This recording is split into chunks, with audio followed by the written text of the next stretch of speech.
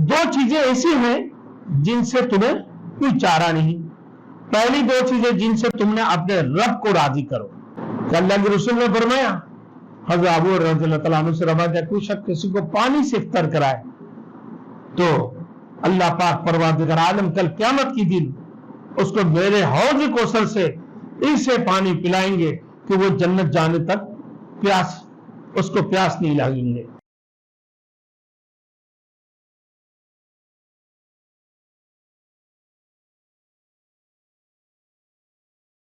Thanks for watching. Don't forget to like, comment, share and subscribe to Maulana Habibullah Ruhani Official.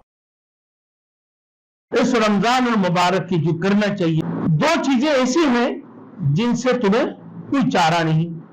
पहली दो चीजें जिनसे तुमने अपने रब को राजी करो। पहली चीजें अपने रब को राजी करो। वो कैसे? कलमा तैयबा और इस्तिगफार की कसरत है। अपने रब को राजी करना, जिसके अलावा तुम्हें कोई चारा नहीं। अल्लाह के रसूल ने फरमाया कि अल्लाह ने चार चीजें ऐसे हैं जिससे तुम्हें कोई चारा नहीं है। पहले नंबर चीजें क्या है मेरे दोस्तों? कहा कि अल्लाह को राजी करना, अल्लाह की खुशनुदी हासिल करना। वो कैसे की जाती? फरमाते हैं वो कलमा तैयबा की इस्तिगफार, कलमा तैयबा की विर्द करते रहो कसरत से। उसके बाद इस्तिगफार की कसरत है।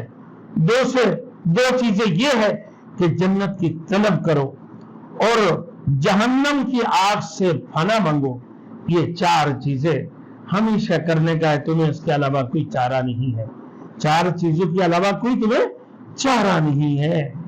मेरे दोस्तों, अल्लाह के रसूल ने फरमाया कि अल्लाह को राजी करो, अल्लाह को राजी करो। और इस रमजान मुबारक के महीने के अंदर कलमा तैयबा और इस्तिगफार की कसरत से करो। दो से चीजें ये है, दो से चीजें अल्लाह के रसूल ने फरमाया कि जन्नत की तलब करते रहो, जन्नत की तलब करो, जन्नत की मुतलाशी बन जाओ तुम ना। उसके बाद दूसरे नंबर जहन्नम की आग से फना मांगते रहो। ये चीजें हैं मेरे दोस्तों। हज़रत अबू हुरैरा रज़ियल्लाहु तआला अन्हु की हदीस में है कि कोई बंदा किसी को पानी पिलाए, किसी रोजादार को पानी के जरिए से उसको इफ्तार कराए, तो फरमाया हक ताला शानो क़यामत की दिन मेरे हौज से।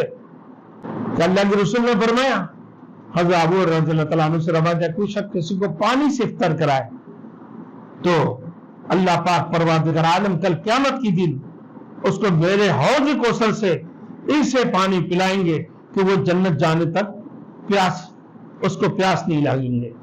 जन्नत जाने तक उसको प्यास नहीं लगेगा। कितनी बड़ी बात है मेरे दोस्तों।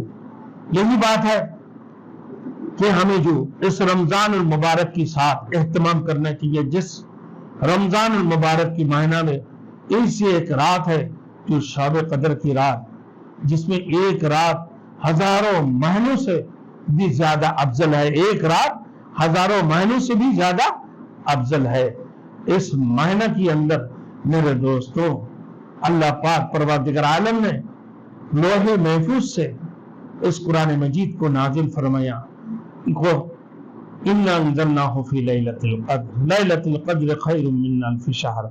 अल्लाह पाक परवरदिगार आलम ने ये कुरान मजीद लोहे महफूज से अल्लाह रब्बुल इज़्ज़त ने आसमान दुनिया में नाजिल फरमाया। अल्लाह की रसूल की 23 साल जिंदगी के अंदर फिर थोड़ी वक्फे से अल्लाह रब्बुल इज़्ज़त पूरे कुरान मजीद नाजिल फरमाया। मेरे दोस्तों, अल्लाह के रसूल ने फरमाया कि रमजान मुबारक की रोजा फर्ज और तरावी की मेरी सुन्नत है।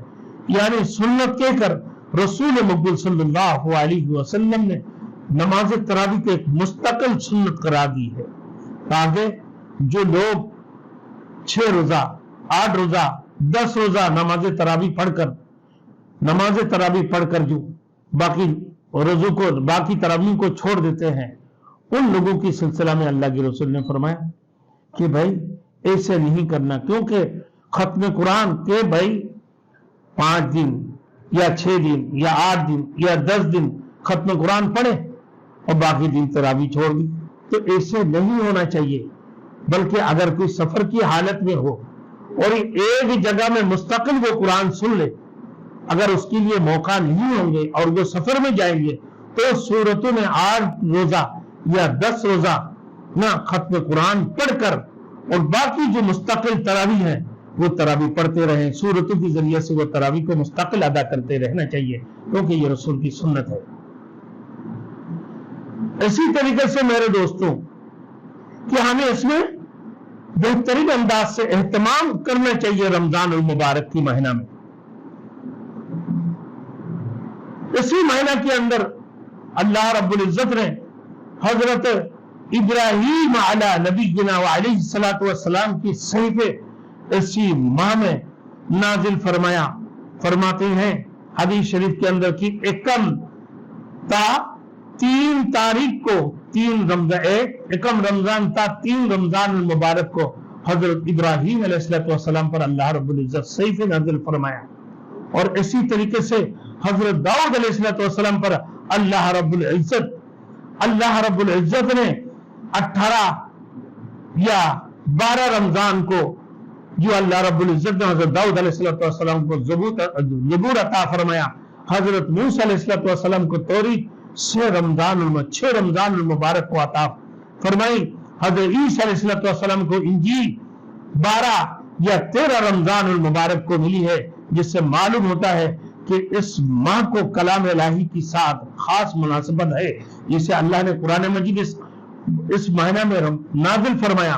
اسی طریقے سے حضرت ابراہیم علیہ السلام پر صحیفے نازل فرمایا، اسی طریقے سے حضرت داؤد علیہ السلام، حضرت موسیٰ علیہ السلام، حضرت عیسیٰ علیہ السلام کو کتاب عطا فرمائی۔ فرماتی ہیں اس رمضان المبارک کے مہینہ میں جبرائیل امین علیہ السلام اللہ کے رسول کو قرآن سنایا کرتے تھے، یا رسول مقبول صلی اللہ علیہ وسلم جبرائیل امین کو قرآن سنایا کرتے تھے، یعنی ایک بعد دیگر ایک دوسرے کو قرآن سناتے تھے، قرآن کی سنانے کی اہتمام کیا کرتے تھے۔ فرماتے ہیں میرے دوستوں اس رمضان المبارک کی کوئی بھی ایک لمحہ، کوئی بھی ایک وقت ضائع نہیں کرنا چاہیے، ہمیشہ قرآن مجید کی تلاوت میں رہنا چاہیے، ہمیشہ قرآن مجید کی تلاوت کرتے رہیں۔ اور میرے دوستوں جو وقت تلاوت سے بچے اس کو بھی ضائع کرنا مناسب نہیں۔ نبی کریم صلی اللہ علیہ وسلم نے اسی دوسری ایک حدیث میں فرمایا نا کہ 4 چیزوں کی طرف خاص طور سے متوجہ فرمایا، اس مہینہ میں ان کی کثرت کی حکم فرمایا، کثرت کے ساتھ حکم فرمایا۔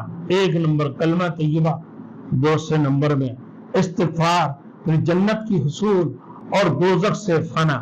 یہ چیزیں اللہ کے رسول نے 4 چیزوں کو کبھی بھولنا نہیں چاہیے، ہمیشہ کثرت سے اللہ کے رسول نے حکم فرمایا، کثرت سے یاد کرنا چاہیے، کثرت سے اس کی یاد ہونا چاہیے، کثرت سے اس کی ورد ہونا چاہیے، کلمہ طیبہ اور پھر استغفار، اس کے بعد جنت کی حصول اور جہنم سے نجات، یہ ہمیشہ اللہ رب العزت سے مانگنا چاہیے۔